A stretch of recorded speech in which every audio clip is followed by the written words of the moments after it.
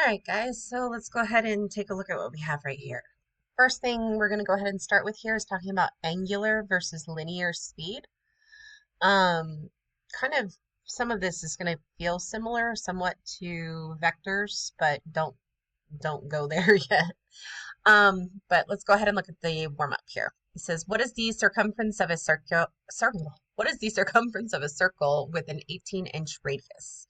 How many radians are in a circle with an 18-inch radius? Well, first, and we have to remember a couple things. We have to remember circumference is 2 pi times the radius, so it's 2 pi r. So then I can go ahead and say then that my circumference is 2 pi times that radius of 18. And so when I take that, put that in the calculator, I'm going to get back 113.04 inches.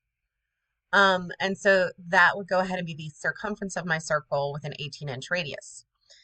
Now, the next question is how many radians are in a circle with an 18-inch radius? So let's remember something here. Remember here is that a radian is the angle measure. It's not anything outside of that. It's an angle measure. So whether or not I have a 6-inch radius, a 2-inch radius, an 836-inch radius, it doesn't matter. The angle measure of a circle is 360 degrees, which is equivalent to 2 pi radians. So how many radians are in a circle with an 18-inch radius? 2 pi. So that's what we're going to say for that right there. We'll say 2 pi radians. Okay.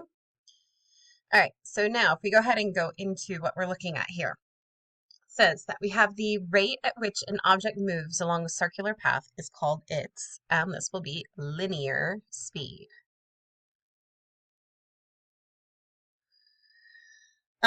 We are going to go ahead and calculate that by using the equation of velocity, and that's going to be equal to our, well, we're going to use this little w, but it's not w, it's omega.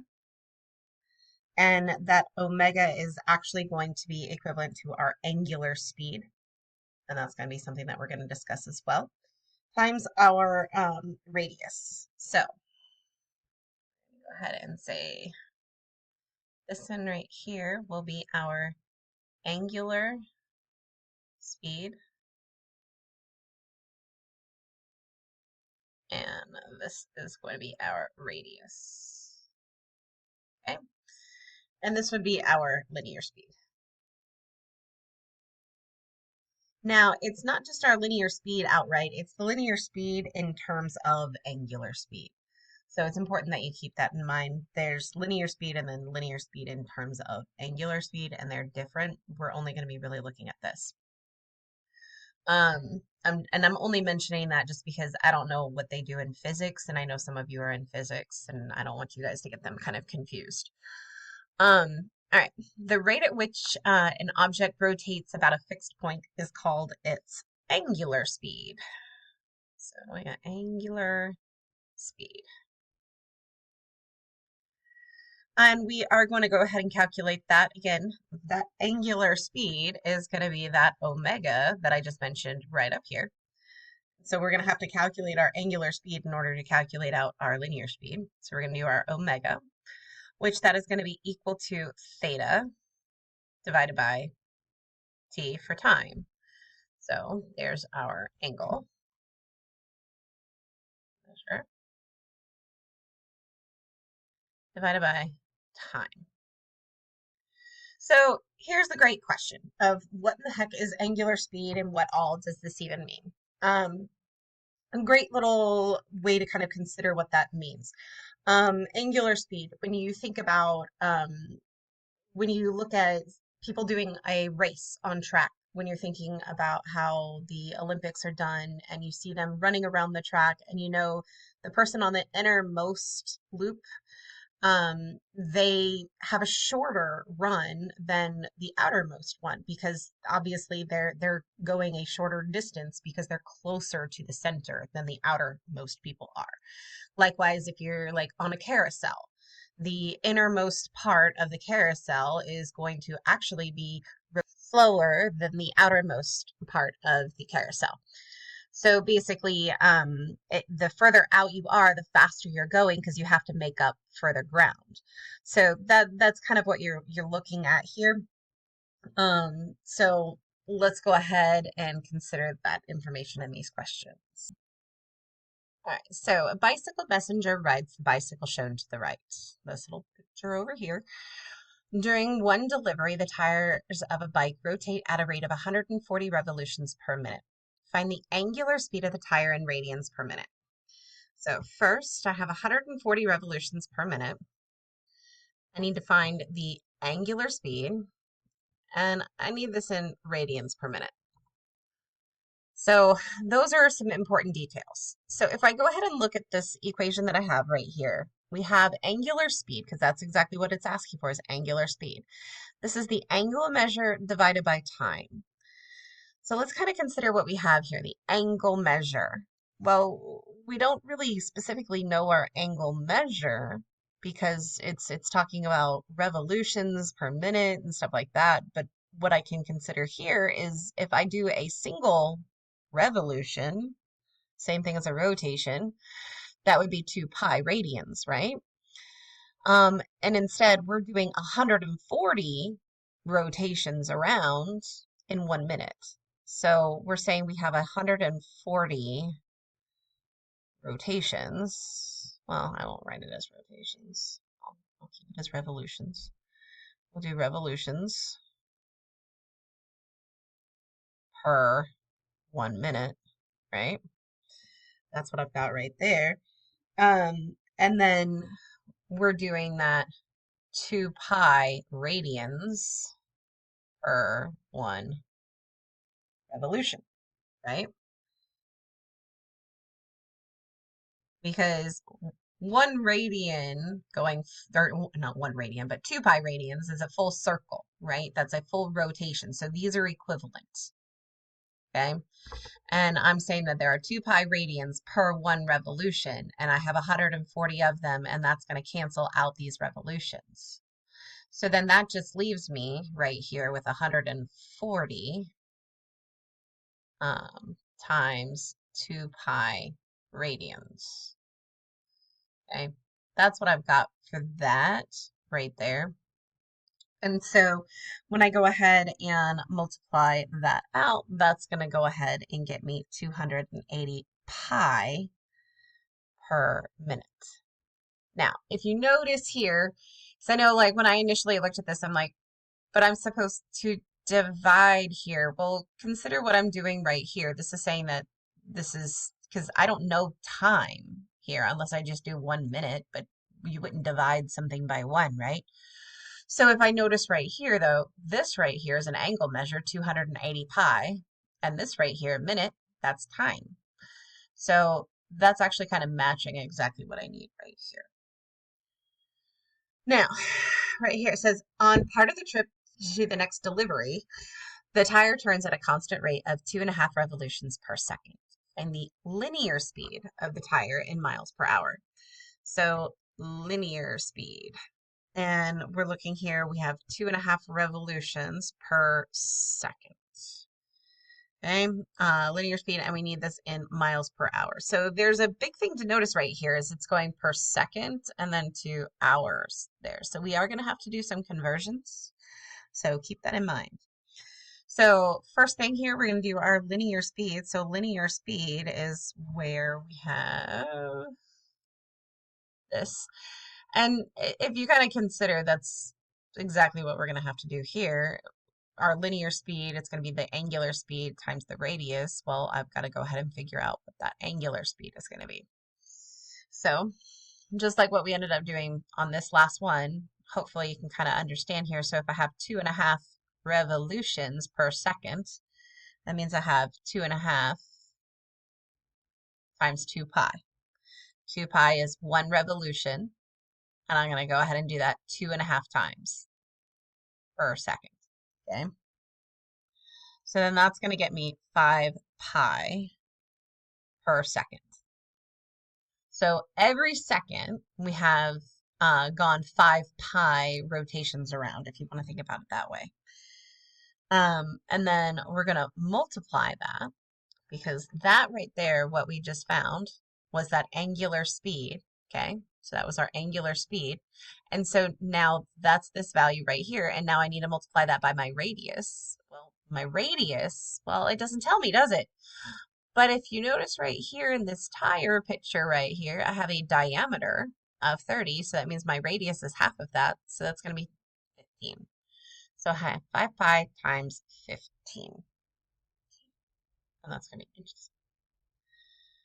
So really what I've got here, let's go ahead and multiply that out. If I do 15 times 5, I get 75 pi here. 75 pi inches. And that's per second. Now, if you were in a rush, you would just quit there and you'd be wrong though, because notice it says it needs to be in miles per hour. Ooh, I didn't even notice that initially. Miles per hour. And it's inches right now. So I actually have two things I've got to convert. So let's go ahead and take a look at what that's going to look like. I like to do dimensional analysis. So let's do that. Okay, so I've got inches on top, and I'm going to eventually need to get rid of that, and I'm going to need to get that into miles. I've got seconds in bottom, and I'm going to need to get rid of that and turn that into hours.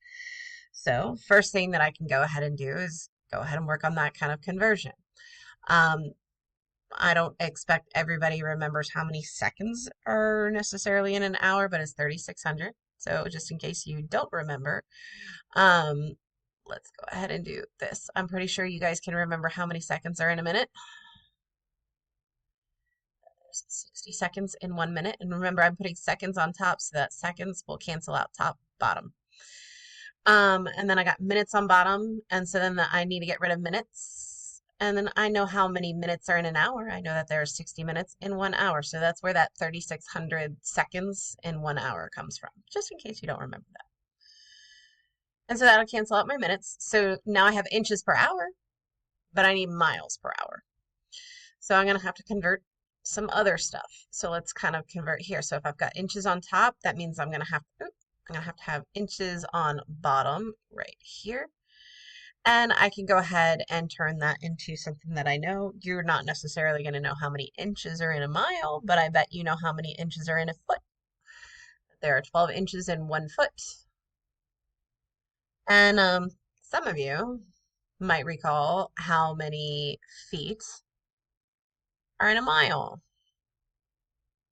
And it is 5,280. So that's going to go ahead and cancel out feet. That cancels out those inches. And if you notice here, the only units I'm left with are mile per hour. So for those of us paying attention, if you don't recall dimensional analysis, now's a great time to kind of go back and look at this and kind of refresh. So again, what I'm doing here, the way I'm setting this up is whatever unit I'm trying to get rid of, I'm putting its, matching unit on the opposite level here. So here seconds was in the bottom, so I made sure seconds was on the top, because if they're in the top and the bottom, something divided by itself cancels out, right? And likewise, that's why since inches was on the top here, I made sure inches was on the bottom here so that those two things would cancel out. Now, when I go ahead and do all of this in the calculator and do everything up top gets multiplied, and everything in the bottom is also multiplied together. And so basically what you'll have, the way that you would do something like this and you put it in the calculator would be like 75 times 60 times 60 times 1 times 1. And then on the bottom, we would have, well, there's 1 second here. So then I'd have 1 times 1 times 1 times 12 times 5,280. People kind of get confused when doing these if they're not careful and putting it in the calculator, because they'll just straight up put it in the calculator without parentheses. So make sure that if you put it in the calculator, you put it in like this, where you have, where we have the N over D, that you put it in this way with all of these numbers in here. Obviously, you don't need the ones because, multiplying by 1 doesn't change anything, but That's where you would have all of those. So when I go ahead and multiply all of that out and get that in the calculator, that's going to get me back as 13.38 miles, not minutes, miles per hour. And that would be our linear speed. All right. Find the angular speed of a DVD in radians per second if the disk rotates at a rate of 3.5 revolutions per second. So let's go ahead and consider, just like what we just did just a minute ago. If I have 3.5 revolutions, so that's how many rotations, okay, and remember every rotation is equal to 2 pi radians. So 3.5 revolutions per second. And then that one would go ahead, and if I multiply that out, that's going to get me 7 pi per second. Okay. All right, if the DVD player overheats and the disk begins to rotate at a slower rate of 3 revolutions per second, find the disk's linear speed in meters per minute. I'm noticing here a pattern. We're doing more conversions on these linear speeds. All right, so if I go ahead and do this one, first thing I'm going to go ahead and do is I've got that three revolutions because it's slowed down times 2 pi. So that's going to get me 6 pi revolutions per one, oh, not second, second, okay? So 6 pi revolutions per 1 second. All right, and then now I've got to take that and I'm going to have to multiply that by our radius. Remember, our radius here is half of our diameter. If our diameter is 120 millimeters, our radius is going to be 60 millimeters. So we've got that. And if I go ahead and multiply 6 pi times 60, I'm going to get back 360 pi revolutions. Or not revolutions, millimeters per second. Okay, so I got 360 pi millimeters per second, but I need meters per minute. So let's go ahead and extend this one on out and we'll do some conversions here. So again, I've got seconds on bottom, so I know I'm going to need seconds on top. And I need this to go to minutes, so I'm going to get minutes on bottom. There's 60 seconds in 1 minute. That cancels out my seconds. I now have minutes, exactly what I needed. Now I need to get meters, but I'm in millimeters. Well, this one's a bit easier. Hooray, metric. All right, so if I've got millimeters in the top here, I'm gonna have to put them in the bottom in order to cancel out. So here's the question though, is how many millimeters do I have in 1 meter? Those of us who are not familiar with metric, maybe you might be mystified. Otherwise, we should know that there's 1,000 millimeters in 1 meter. Thousand. So that's what I've got right there. So I would go ahead and I would put this in the calculator as 360 pi times 60 times 1 divided by 1 times 1,000. Okay? And I'd go ahead and put that in the calculator. And I just kind of noticed something. I'm going to go back up and make sure I did this. I just noticed up here when I did this earlier, I didn't remember writing that 75 pi. You would need to include the pi that is right here. I overlooked that when I was just writing down the numbers. But what we've got right here, go ahead and do this and put that in the calculator. And when you do, the number that you actually will get back will be 67.824 meters per minute. And again, that's because these millimeters canceled out and I was left with meters per minute. All right. On a stretch of interstate, a vehicle's tires range between 646 and 840 revolutions per minute. The diameter of each tire is 26 inches. Find the range of values for the angular speeds of the tires in radians per minute. Okay, so basically what this is saying is that I just need to figure out what would be the lowest angular speed to the highest angular speed. And I'm getting that based off of the lowest range here of 646 to the highest of 840 for my revolutions per minute. So our low end. We could go ahead and do that low end by doing that 646 times 2 pi. And that would get me 1,292 pi per minute. Okay, upper end. Okay, that's where I'm going to take the 840, multiply that by 2 pi. And when I do that, I get back 1,680 pi per minute. Okay. Now, with that information, I can go ahead and find the range of values for the linear speeds of the tires in miles per hour. So let's go ahead and do the lower end. And for that linear speed, so I already know I've got this angular speed right here. And so I'm going to go ahead and say I've got 1,292 pi per minute. And I have to multiply that by my radius. So let's come back up here and figure out what was our radius. Well, the diameter was 26 inches, so our radius is 13. So I have 1,292 pi times 13 inches. And so that is going to get me 16,796 pi inches per minute. And then now we can go ahead and do that conversion. This is in inches per minute. It wants miles per hour. So let's extend that out. And so again, go ahead and start figuring out how I want to do conversions. Do I want to convert inches now? Do I want to convert minutes now? Let's go ahead. I'm going to do inches. So I'm going to get rid of inches. Inches are on top, so inches are on bottom here. And I need to get that to miles. So again,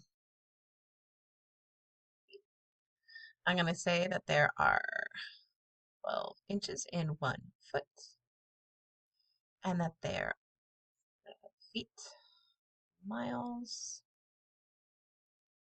There are 5,280 feet in 1 mile. So that cancels out feet, that cancels out inches, and now I'm left with miles per minute. And so now I'm going to convert my minutes.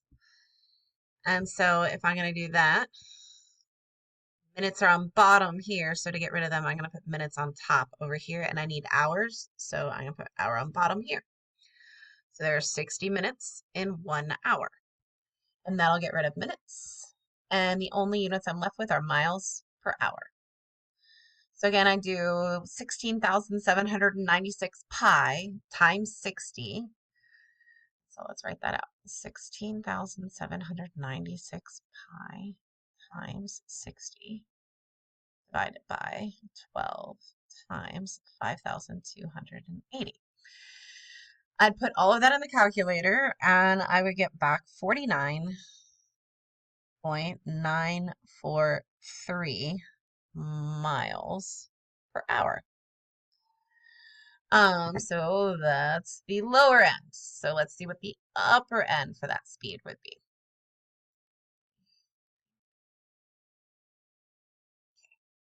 So upper end. Okay, so same thing as what we just did up here. And in fact, I'm going to go ahead and just, well, I'll do that in a second. Hold on. So we've got the upper end here. We've got 1,680 pi per minute. So I'm going to take that 1,680 pi per minute. And again, times a 13-inch radius. And that will get me 21,840 pi inches per minute.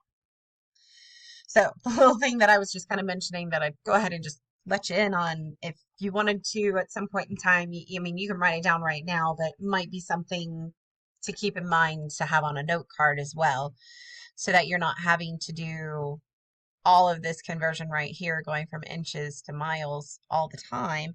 Just remember that it's 12 times 5,280, which is 63,360.